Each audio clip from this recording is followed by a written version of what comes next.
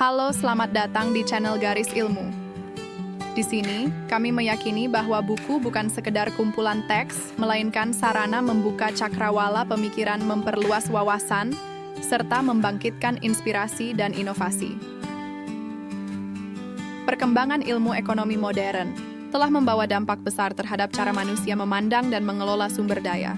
Namun, kemajuan tersebut sekaligus menimbulkan kritik mendasar terhadap paradigma ekonomi konvensional yang terlalu menekankan aspek rasionalitas instrumental dan kepentingan material semata.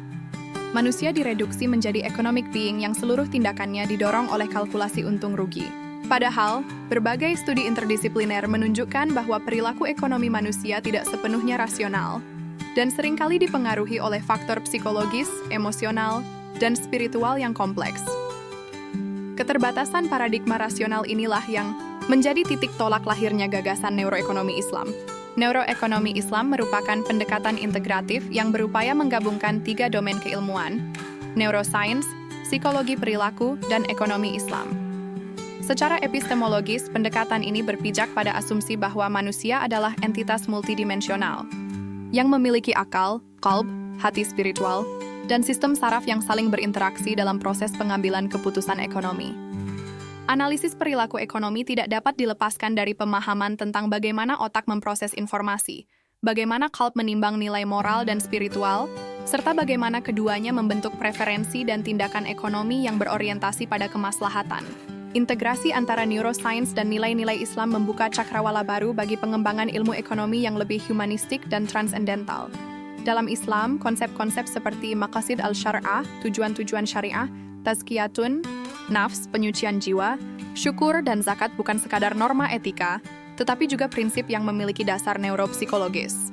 Misalnya, praktik syukur terbukti dapat meningkatkan aktivitas pada area otak yang berkaitan dengan kesejahteraan subjektif dan empati sosial, sementara zakat dan sedekah dapat mengaktifkan sistem reward yang sama dengan rasa bahagia. Dari perspektif neuroscience, keputusan ekonomi bukanlah hasil proses kognitif yang murni rasional, melainkan hasil interaksi antara sistem limbik, emosional, dan korteks prefrontal, rasional. Dalam konteks Islam, interaksi ini dapat dipandang sebagai hubungan dialektis antara qalb dan akal.